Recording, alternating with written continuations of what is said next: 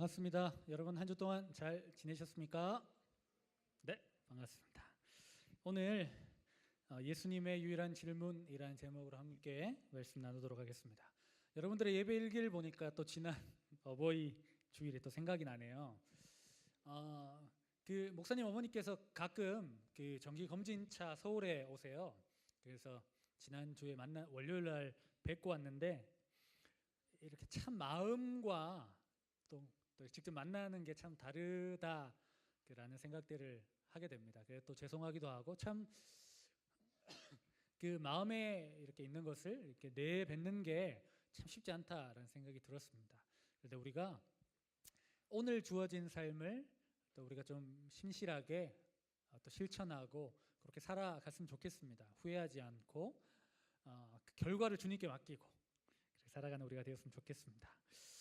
오늘은 우리가 지난주를 어버이 주일, 오늘은 이제 스승의 주일로 그렇게 좀 잡고 이렇게 예배를 준비했고 또 설교를 준비했습니다. 과연 오늘 이 말씀을 통해서 하나님께서 우리에게 어떤 말씀을 주실지 기대하는 마음으로 함께 예배했으면 좋겠습니다.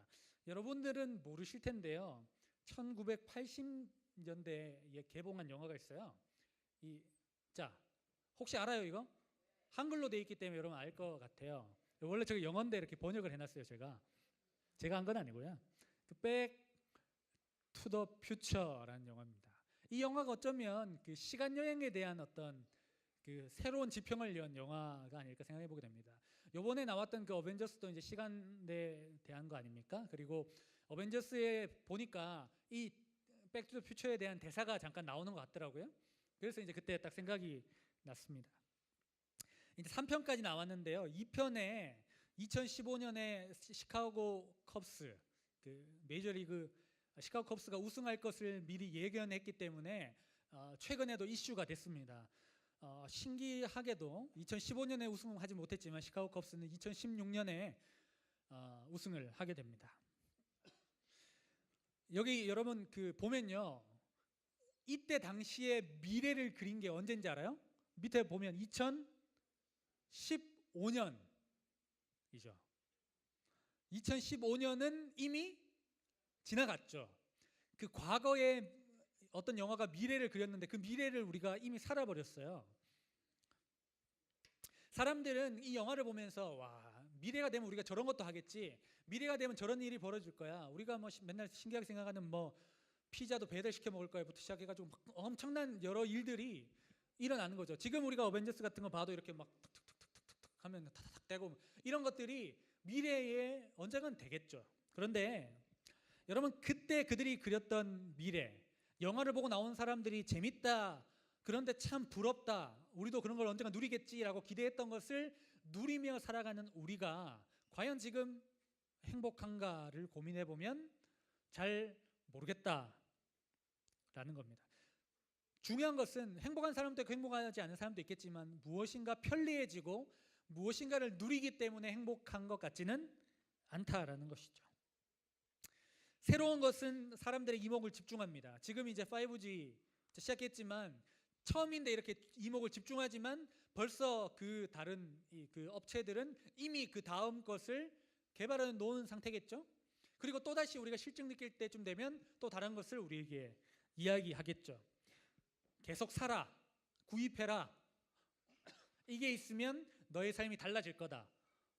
그 최근에 참 잘 만든 그 CF라고 생각했던 게 여러분들 선생님 중에 갖고 계신 분 몇 분 계신데, 이거 띡 누르면 뭔가 막 인생이 확 이렇게 인생이 이렇게 막 돌아가면서 뭔가 이렇게 내가 대단한 사람이 된 것 같은 여러 일들이 벌어지는 그 핸드폰 광고도 있었던 것 같습니다. 지금은 여러분 우리가 4차 산업혁명 시대를 준비해야 된다라는 말을 많이 듣습니다. 말씀드린 것처럼 5G가 상용화되었고 많은 친구들이 그 5G 폰을 사용하고 있기도 합니다. 앞으로 더욱더 편리해지고 더 빨라지고 새로워지겠죠. 하지만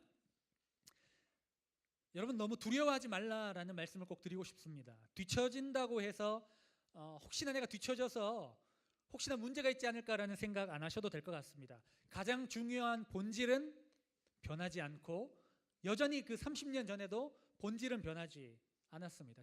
저 영화에 봐도 과거로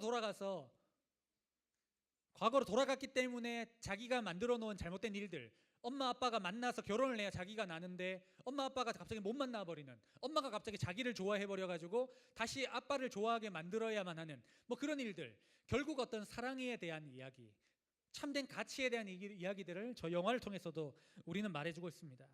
목사님에게도 이런 고민들이 있습니다. 혹시나 뒤처지지 않을까, 가장 유행에 민감하고 가장 시대에 민감한 청소년부를 담당하고 있는 내가 혹시나 우리 부서도 너무 고리타분하고 너무 이렇게 설교도 꼰대같이 하고 그렇지 않을까라는 두려움이 목사님 마음 가운데도 있습니다.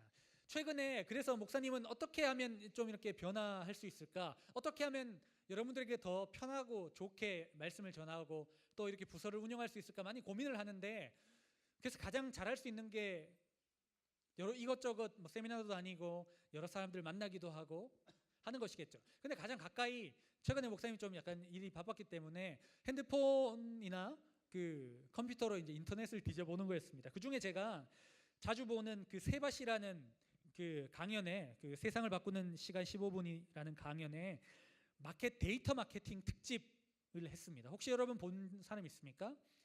이렇게 한 몇 강의가 있었는데요. 그 중에 그 우리나라 구글 매니저로 있는 그 갑자기 조용민이라는 분의 강의를 듣게 되었습니다. 그래서 한 부분이 제 마음속에 좀 인상적이어서 여러분들과 좀 나누고 싶은데요. 그분의 친구 중에 얼굴이 그닥 자기보다 잘생기지 않았는데 많은 이 어떤 그 연애의 신이라고 불리는 친구가 있었다고 합니다. 이제 그 조영민이라는 그분이 영화관 극장 데이트를 하게 됐는데 어떻게 하면 너처럼 연애의 신이 될 수 있냐, 좀 알려달라라고 얘기했답니다. 그러니까 그 친구가 좋은 영화를 골라라라는 아주 식상한 대답을 했다라고 합니다. 그러니까 이 데이터 마케팅이라는 자신의 분야로 봤을 때는 컨텐츠를 잘 골라야 된다라는 거죠. 그런데 여러분 잘 아시는 것처럼 세상에 좋은 영화가 얼마나 많고 좋은 컨텐츠가 얼마나 많습니까? 다 좋은 거죠. 마케팅을 하는 사람들 얘기 들어보면 자기께 너무 좋기 때문에, 다 좋기 때문에 자기 것을 사용해라, 자기 것을 써라, 내가 제공하는 무엇인가를 네가 가지면 모든 것을 할 수 있다라고 이야기하지만 사람들의 마음이 움직이지 않는다라는 거죠. 아니 그런 거 말고 좀 자세히 알려달라라고 했을 때 그 친구가 이제 자기의 꿀팁을 말해주기 시작했습니다. 그 친구는 영화를 보러 갈 때 좌석을 2개만 예매하지 않는답니다. 자, 보세요. 여기 이제 우리가 아주 좋아요. 극장처럼 돼 있잖아요. 그래서 이렇게 이 중간에 가장 좋은 자리를 저기 이제 기둥 정도로 본다면 기둥 앞에 2 친구가 있어요. 그 남자 여자가 있겠죠. 그러면 여자 앞에 자리를 하나 더 빌려놔요. 왜 빌려놓을까요? 그렇죠. 그런데 내가 너를 위해서 앞자리를 빌려놨다라는 이야기를 이렇게, 그런 거 있잖아요. 여러분 영상 보면 네 앞자리를 이렇게 가죠. 너를 위해 너 앞자리를 내가 빌려놨어. 이런 식으로 고리타분하게 이 여자한테 주입시켜주면 이 여자는 상당히 이제 그 상황이 없어 보인대요. 그래서 절대 말하지 말래요. 그런데 여러분 가장 좋은 시간에 가장 재밌는 영화를 보는데 가장 좋은 자리에 앞자리가 비었다는 거는 말이 되지 않는다는 거죠. 그리고 좋은 자리가 꽉 찼는데 그 자리만 딱 남는다는 거죠. 그래서 혹시나 어떨 때 그 자리에 누가 잘못 앉으려고 할 때 한마디 해주면 됩니다. 죄송합니다. 그 자리 저희 자리입니다. 이 한마디만 해주면 된대요. 그러면 여자는 결국은 궁금해서 견디지 못한다고 합니다. 그때 한마디만 날리면 됩니다. 너 앞에 안 보일까봐 내가 빌렸어 하고 끝까지 아무 말 하지 않는 거죠. 그게 포인트라는 거죠.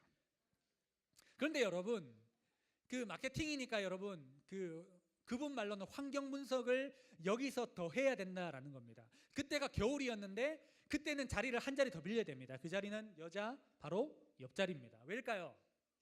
겨울이니까 롱패딩을 벗어놓을 자리가 필요하다는 거죠.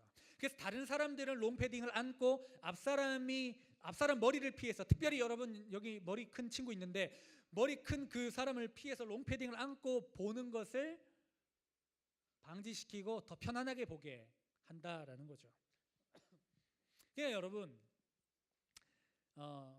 세상에 좋은 영화, 좋은 컨텐츠는 많다라는 거죠. 그러나 소비자를 움직이는 것은 이런 작은 디테일, 이 환경을 더 분석하고 소비자가 어떤 것을 더 좋아할까를 더 고민하는 것이죠.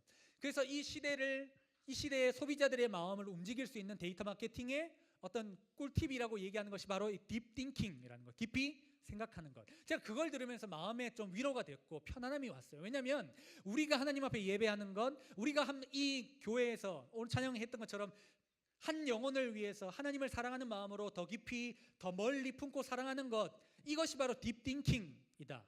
우리는 이 예배 자리에서 하나님을 사랑하는 것처럼 영혼을 사랑하는 것을 매주 예배를 통해서, 신앙생활을 통해서 고민하고 기도하고 연구하고 있다. 그게 안심이 되는 거죠. 여러분, 주님 앞에 예배를 잘 드린다는 것은 이것이 쓸데없는 것이 아니라 우리의 삶에 가장 유용하게 사용된다는 것이죠. 그래서 시대가 바뀌고 기술이 도입되어도 그것은 이 본질을 더 아름답게 해주고 본질을 더 편리하게 해주는 것이지 본질 자체는 변하지 않는다라는 것이죠. 70년대 80년대 예배 드렸지만 지금도 여러분 기술적인 게 발전됐지만, 그러나 여러분들을 사랑하는 그 마음, 한 영혼을 생명처럼 아끼는 그 마음은 변하지 않고, 그것이 없으면 교회가 아닌 게 되어버리는 것이죠. 자, 시대가 바뀌어도 사랑이 있으면 되는구나, 사랑이라는 본질이 중요하구나라는 생각을 해보게 되었습니다. 그래서 여러분, 목사님도 이제 내년이 되면 나이의 앞자리가 변하고 여러분들과 수련회 때 가서 밤을 새면, 옛날에는 그 다음 날에 바로 회복을 했는데 이제는 회복 속도가 더 느려지는 이 상황 속에 어떻게 해야 되나 여러 가지 고민들도 들지만, 그러나 내 마음속에 한 영혼을 향한 그 사랑, 여러분들을 향한 사랑이 있다면 우리 선생님들 속에 우리 친구들을 향한 여전한 사랑, 그리고 그 사랑을 기다려주는 것으로, 사랑을 참아주는 것으로, 사랑을 조금 연약하지만 품어주고 함께 안아주는 것으로 표현된다면, 우리는 이 자리에 여전히 주님의 주신 사명을 감당할 수 있겠구나라는 생각을 했습니다. 오늘 말씀도 마찬가지입니다. 주님 앞에 참 위로로 다가왔습니다. 예수님께서 잡히시던 밤에 제자들이 뿔뿔이 흩어집니다. 십자가에 달리신 예수님, 가룟 유다가 이제 그 예수님을 잡으러 왔을 때, 병사들과 함께 잡으러 왔을 때 제자들은 어떻게 했습니까? 다 뿔뿔이 도망쳤습니다. 그리고 그 중에 수제자라고 불리는 예수님의 수제자 베드로는 3번이나 예수님을 부인했습니다. 그리고 마지막에는 예수님을 저주하면서, 저주를 퍼부으면서 예수님 앞에 예수님을 저주했습니다. 그런 예수님이 부활하시고 제자들에게 찾아오십니다. 3번째, 상당히 여러분 예수님께서 오셨을 때 어땠을까요? 이제 나는 다시 물고기를 잡으러 가겠다라고 디베레아 호숫가에 모였던 베드로와 함께 7명의 제자들에게 나타나신 예수님을 보자마자 분사가 되는 거죠. 분위기가 정말 애매합니다. 예수님에 대한 미안함, 그 사랑했던 예수님을 부인했던 그 베드로의 마음은 더 힘들었을 것입니다. 그런데 예수님은 오셔서 별 말씀 안 하십니다. 저기 가서 그물 내려라. 물고기 많이 잡을 거야.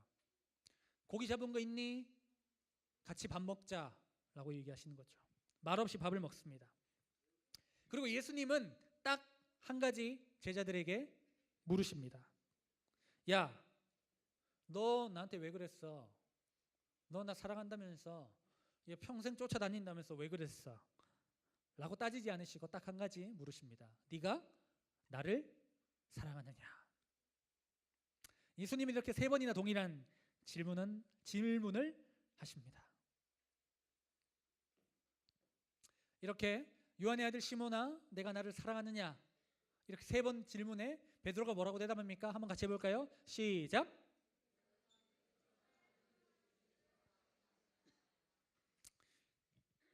예수님은 이미 베드로의 진심을 알고 계셨습니다.